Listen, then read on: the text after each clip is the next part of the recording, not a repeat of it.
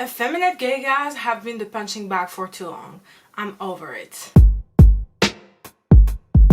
Before I start, let's address the elephant in the room. Yes, I'm giving you anime girl realness. This isn't the color I wanted, so if you hate it, please keep it to yourself. It will be gone very soon anyway, so yeah. So pretty much from the moment I started watching Thai dramas, I noticed the prominence of those effeminate gay guys who had very secondary roles, but all kind of had the same characteristics. They would always hit on the main characters. And in itself, an effeminate flirty guy isn't a problematic character, but it becomes one when it's the only representation present in Thai dramas. Before I continue, I'd like to point out that the effeminate gay guy trope isn't just present in Thai dramas, but has been present in pop culture in the Western world as well, since the invention of film, where effeminate guys were coded as the villain, and it also happens in Disney movies as well. So it's not new that femininity coming from a guy has been used as comedic relief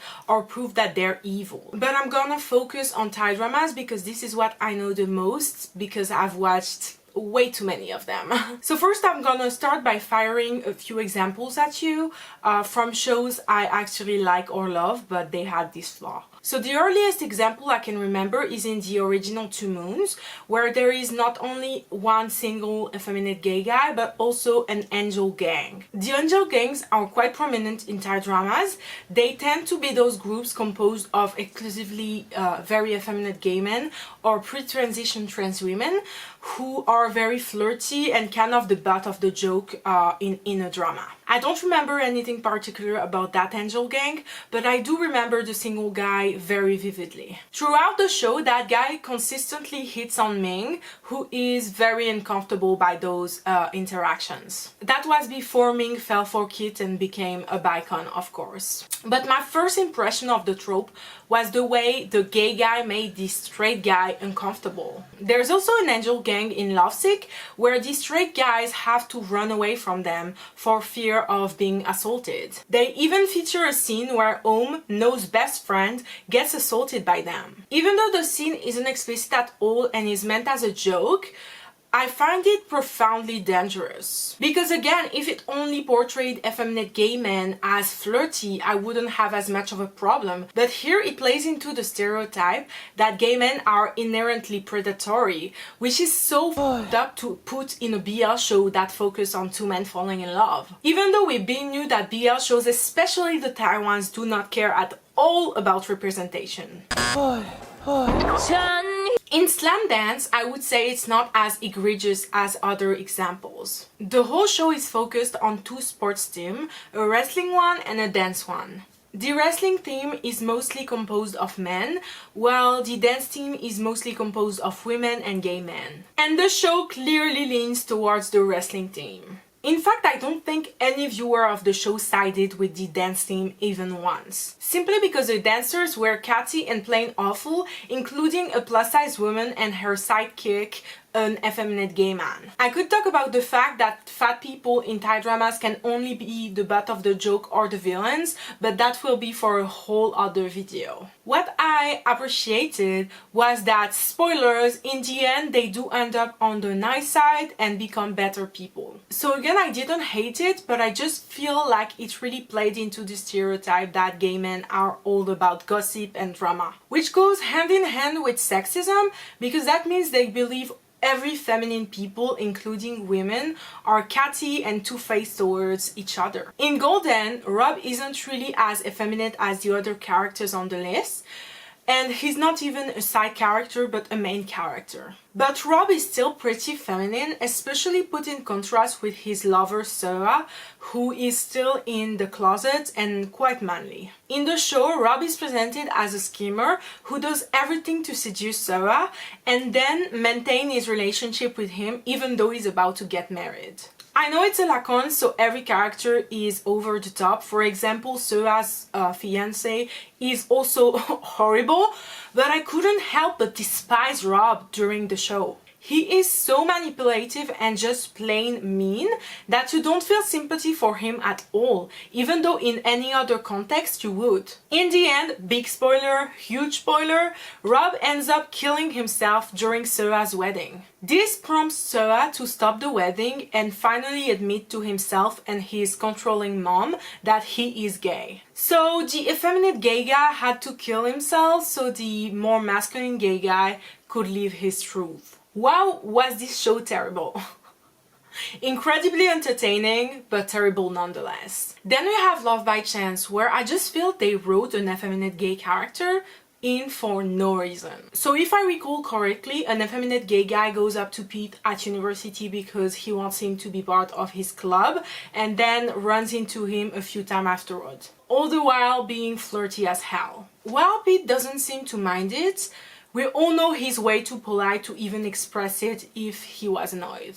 But what bothers me the most is the uselessness of that storyline, because we never see Pete in this club and it just doesn't advance anyone's storyline at all. I just felt like it was more there to fit in the effeminate gay guy trope than to actually advance the story. Now, I've already talked about how much I despise Together With Me the Next Chapter in my Bad BL Sequels video, but today I want to go in more details about the guy. Big spoiler, Korn cheats on Knock with. He's an effeminate gay guy who is incredibly manipulative and does everything in his power to convince Korn to have sex with him. He's not overly feminine, yet he's still the most feminine out of all the gay guys present in the story, and I just don't think it's a coincidence. Once again, just like Golden, a feminine man is associated with being catty and scheming. Which again loops back to sexism, but this is not the topic of today's video. Then we have My Engineer, which again perpetuates the idea that out and proud gay men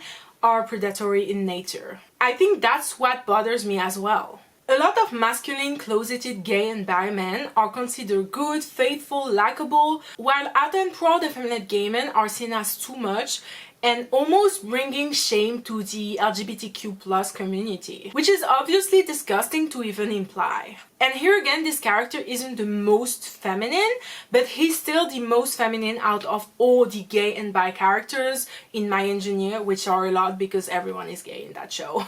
So he comes on to Bones once very aggressively and gets rejected, but doesn't take no for an answer. He still insists on trying to seduce him and even forces a kiss on him. Do I need to repeat myself? Once again, the most out and proud gay man is presented as predatory. And lastly, Together. I'm putting it at the end because I genuinely don't know how to feel about it. And I'm only gonna focus on the original show and not the 5 extra episodes because Green was a much more fleshed out character in that. But I really don't know how to feel about Green. Like when I saw the first trailer for Together, I couldn't help but roll my eyes because once again there was an effeminate gay guy who didn't take no for an answer. Then the show aired and from the first episode everyone loved Green, including me. He wasn't represented fully as the villain and had many qualities that made him lovable. And that is what makes me hesitate to say this was bad representation, because Green has so much more personality and development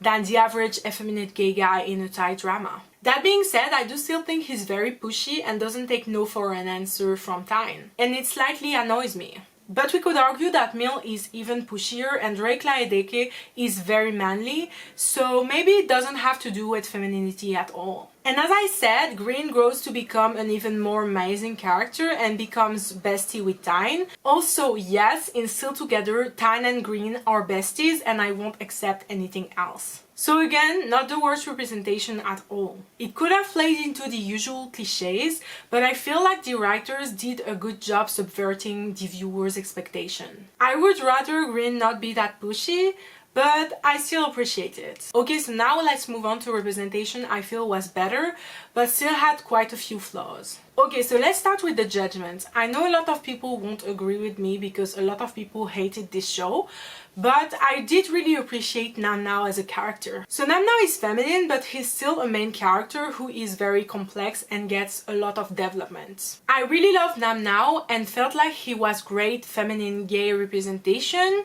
until he got raped and killed himself. Yep, that happened.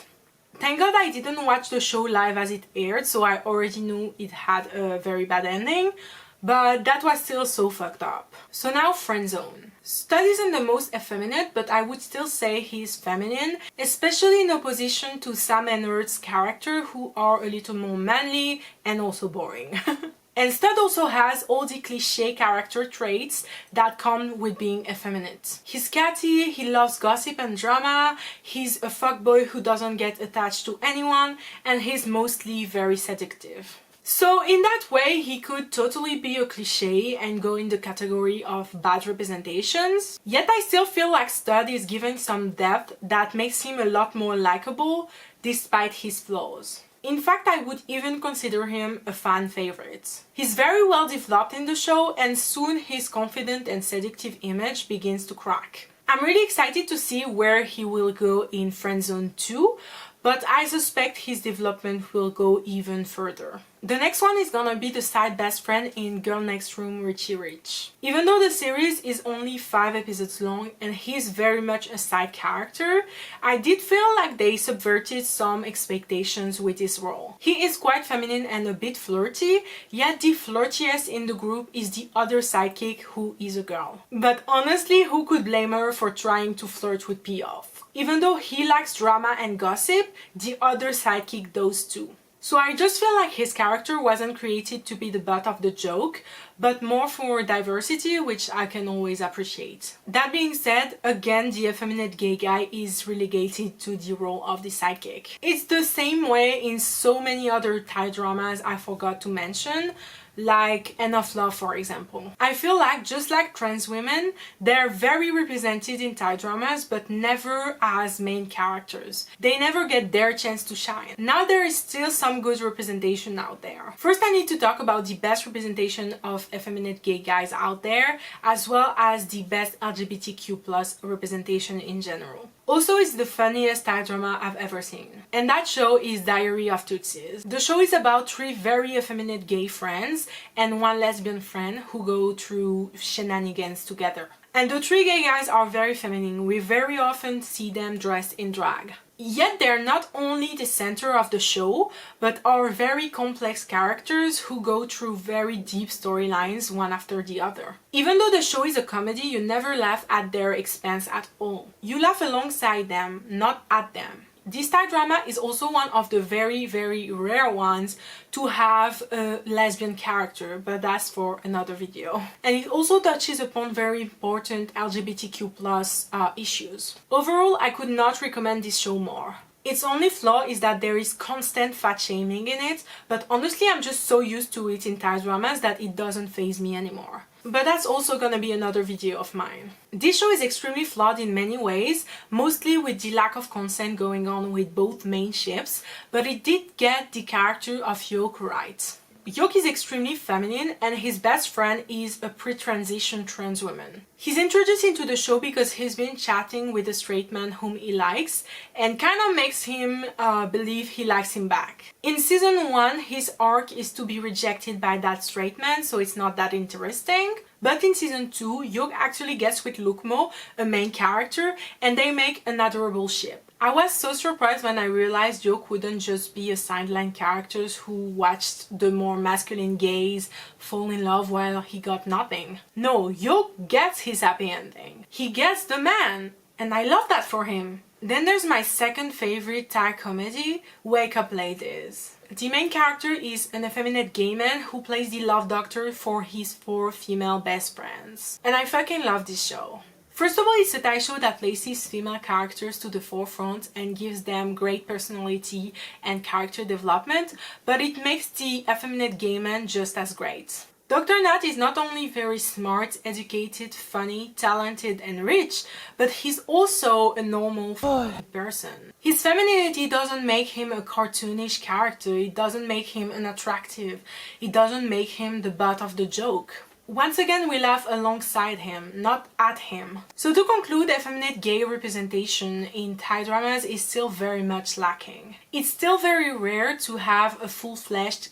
effeminate gay man, and the predator and manipulative stereotypes sadly still prevail. The overly flirty, effeminate gay guy has become such a common BL trope that it's even made its way overseas to a Filipino BL like my day. I feel like it's become part of the BL recipe, if you will, and I hate it. The few good examples I've shown you clearly showcase that you can write an effeminate gay character well, but I feel like most writers don't want to. They want us to laugh at the expense of these feminine characters while also enjoying a gay love story with more masculine characters. I am waiting patiently for the day a BL will have an effeminate gay guy as the lead. I know it will happen eventually, even if I have to wait 50 years. But as I wait, I would love the dangerous cliches to disappear at least. So hopefully we can see feminine men as what they are, complex, worthy, and beautiful. That was all for me. I'm gonna go watch the YYY special episode and I hope you have a good day.